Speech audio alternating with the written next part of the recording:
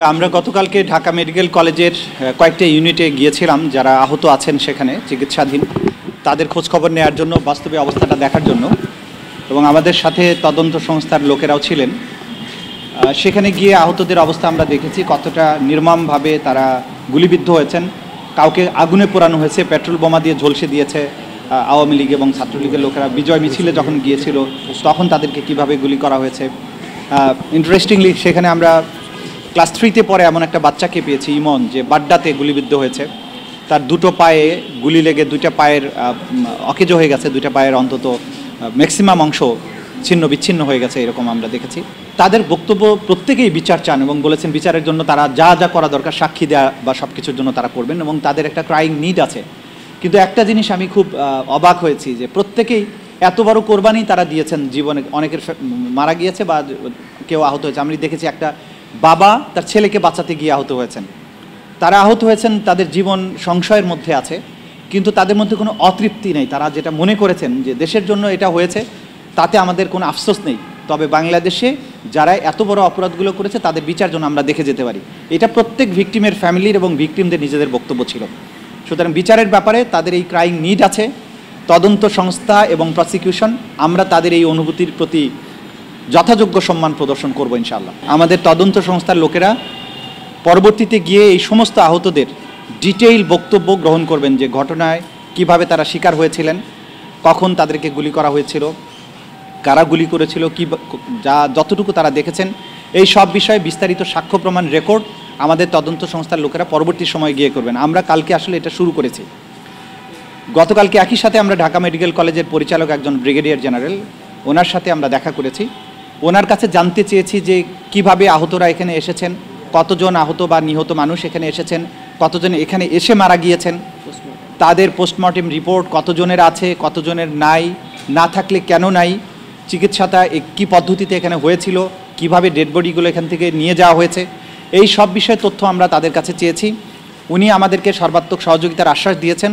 আমাদের তদন্ত সংস্থার লোকেরা পরবর্তী সময়ে গিয়ে ডিটেইল এই সমস্ত তথ্য, প্রত্যেকটি আহত এবং নিহতের পোস্টমর্টেম রিপোর্ট সহ, চিকিৎসার কাগজপত্র সহ, যারা মারা গিয়েছেন কে তাদেরকে নিয়ে গেছেন, কোথায় দাফন করা হয়েছে, এই যে বিষয়গুলো, যাবতীয় তথ্যাদি যা এখানে সংগৃহীত আছে সব কিছু আমাদের তদন্ত সংস্থার পক্ষ থেকে সংগ্রহ করা হবে।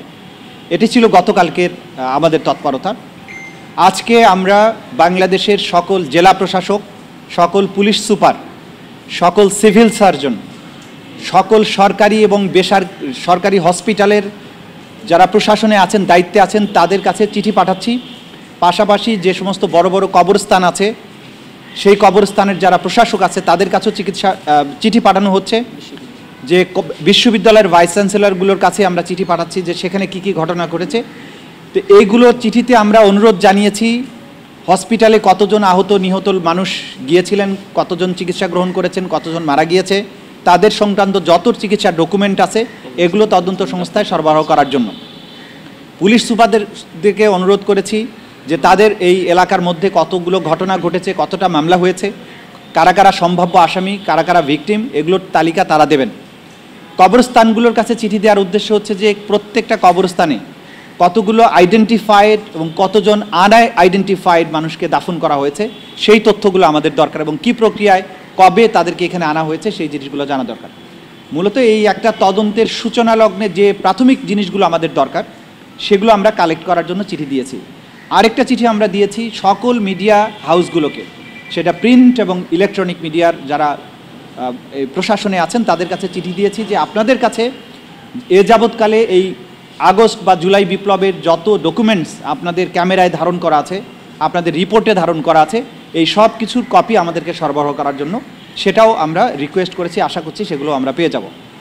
এর মাধ্যমে আনুষ্ঠানিক তদন্তের যে যাত্রা সেটা আমরা শুরু করেছি। আমরা আজকেও বিকেলবেলায় আরও দুটো হসপিটালে পরিদর্শনে যাব। আমরা ধরেন প্রসিকিউশন টিম সহ তদন্ত সংস্থা গেলে বিস্তারিত তদন্তের সময়টা থাকে না, আমরা মোটামুটিভাবে দেখতে যাচ্ছি যে গ্র্যাভিটিটা কী ছিল, কিন্তু আসলে আমরা চলে আসার পরে পরবর্তী সময় তদন্ত সংস্থার লোকেরা গিয়ে আরও ডিটেল স্টেটমেন্ট দেবেন, যেটা ঘন্টার পর ঘন্টা সময় লাগবে বা দিনের পর দিন সময় লাগবে। এই কাজগুলো আমরা করছি। আমরা আজকে মেসেজ দিচ্ছি বাংলাদেশের এই ছাত্র জনতার অভ্যুত্থানে যে আমাদের ছাত্র নেতারা ছিলেন, সমন্বয়করা ছিলেন, তাদের সবার প্রতি আমাদের আহ্বান থাকবে যে আপনারা এই ফোর ফ্রন্টে ছিলেন, ফিল্ডে ছিলেন, আপনারা দেখেছেন ঘটনাগুলো কিভাবে ঘটেছে। আপনাদেরকে অর্গানাইজড ওয়েতে এই তদন্ত সংস্থাকে সহায়তা করার জন্য আমরা অনুরোধ করছি। খুব সহসাই আমরা ছাত্র নেতাদেরকে বা সমন্বয়কদেরকে আমাদের এখানে আহ্বান জানাবো, তাদের সাথে বসে আমরা তাদের কাছে যে সমস্ত তথ্য প্রমাণ আছে এগুলো সংগ্রহের ব্যাপারে তারা কিভাবে আমাদের সহযোগিতা করবেন সেই বিষয়গুলো নির্ধারণের জন্য তাদেরকে আমরা এখানে আমন্ত্রণ জানাবো। মোটা দাগে আমরা গতকাল দায়িত্ব গ্রহণের পরে এইটা হচ্ছে আমাদের অ্যাক্টিভিটিস।